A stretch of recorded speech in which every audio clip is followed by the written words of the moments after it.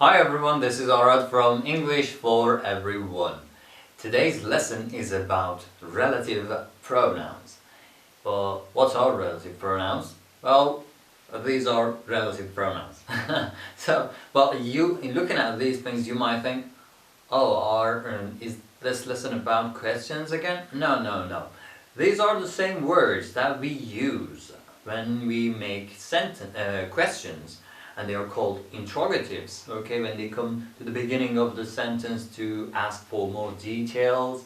But when they are used as a pronoun, a relative pronoun, I mean, it's not about questions, so it's different. So these WH words, let's say, these words have got two main uses. One is when we use them as interrogatives and ask questions. The other usage is as relative pronouns, and this lesson is going to be about this usage, relative pronouns.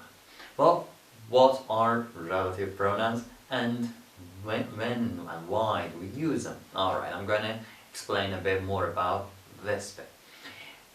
We use the relative pronoun to talk about a noun or a pronoun in the sentence and describe it a bit more and give more information about that noun or that pronoun in the sentence. Okay, let me give you an example. Let's start with that example. Imagine I come to you and I say, I saw the man, and you wonder who that man is, because there are lots of men in the world, so who is he talking about? Then you ask who, and I say, okay, I saw the man who saved your life, for example. Imagine you've been in an accident and someone saves you. Okay, if I just say I saw the man who saved your life, I saw the man who saved your life, then you know exactly who I am talking about. If there are 4 billion men in the world, let's say, then I just narrowed it to one. Okay, I'm not talking about the rest, I'm talking about this only one. You exactly know who I am talking about. Well, how did I do this? By using this sentence. What is in this sentence that makes it that clear? I'm going to explain. So let's now dig into this. Let's analyze the sentence. Alright, so I just mentioned the man, and then I was asked some more definition, some more description. Then I did this. I saw the man, and then I came to the word man. Man is what I need to explain a bit more, and something that is about this man that makes it clear for you to distinguish it, not to mix him up with anyone else, is to talk about that saving, who saved your life.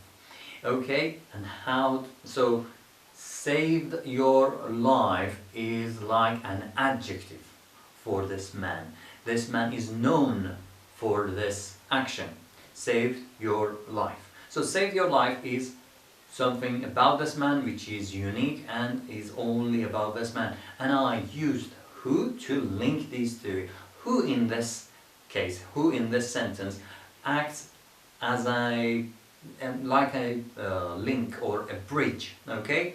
Talks about the man, gives more information, sits after man, and explains the man after itself. So I have the man in the sentence, the word man in this sentence, comes over here and says, I'm going to explain, and explains after.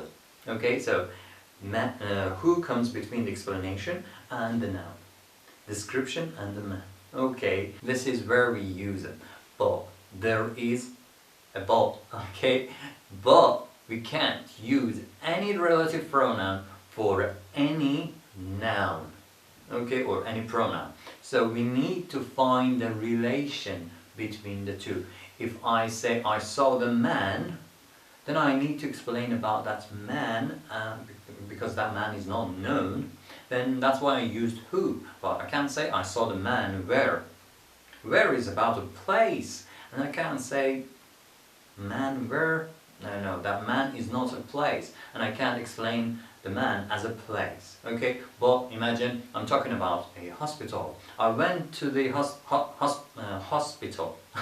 I went to the hospital, okay? And you wonder, which hospital? And I say, I went to the hospital where we met for the first time. So, where we met for the first time. So, that is clear now. I gave enough information for you to understand where I am talking about. So here's the sentence. I went to the hospital, so I came to the word that I need to explain now. And this is not a man or a person to say who, this is a place, so that's why I use where. Okay, I went to the hospital where we met for the first time. So who for a person, where for a place. Okay. Also, for people, we might use whose, but we are not talking about the person themselves. Let me explain. Imagine let's go back to the same sentence. I saw the man. Okay, the previous sentence. I saw the man. Okay, I'm talking about the man. And I have another sentence. His dog bit you. Okay, so now, if I say I saw the man, you say who? Then I need to give more information. But if I talk about the man, you might not recognize the person.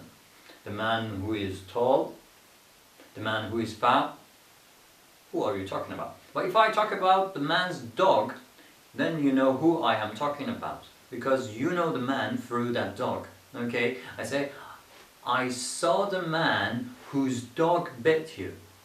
Okay, then you know exactly who I am talking about, because there is only one dog and, that dog has bit you, you know that dog, you know the owner, you know the man who has that dog, then it's clear. Alright, so I have made it clear, but I couldn't say who.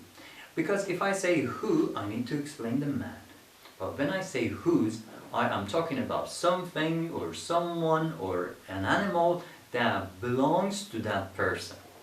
So if you're explaining a person through something that that person has, then you use whose. Alright, I saw the man whose car was stolen. Oh, now you know who I am talking about, whose car was stolen. You most probably know about the car being stolen, then I give information about the man in this way. Because this is now how we know that man, okay? If I say that tall man, you don't know who I am talking about. There are lots of tall men in the world. Who is he talking about? But when I say whose car was stolen, then that is clear. And also we have when we are talking about a date, a day, a time. I say, it was that day. Say which day you're talking about, and say, the day she was born. That it was the day she was born. When she was born. It was the day when she was born. Oh right, I know which day you're talking about. Because there's only one day that she was born in. So now it's clear. I have given enough information about the day for you not to confuse it. Not to get and mix it up with any other day. Alright, we link the word to a description. We link a noun or pronoun to a description through when, where, what, and these words, and the one that comes, the description that comes after relative pronoun is called a relative clause. Okay, so we describe the noun or pronoun by a relative clause, and relative clause gets linked to the word by a relative pronoun. Alright, I know I didn't give enough examples. We need lots of examples to make it clear, crystal clear, but I'll leave it to you. If I continue making examples, the video will be much longer than what it is. So I will leave it to you. Make as many sentences as you want, as you wish, and then if you have any questions, if you have doubts about any of the sentences you have made, comment it below this video. I'll check them and I'll get back to you. See you soon. Bye.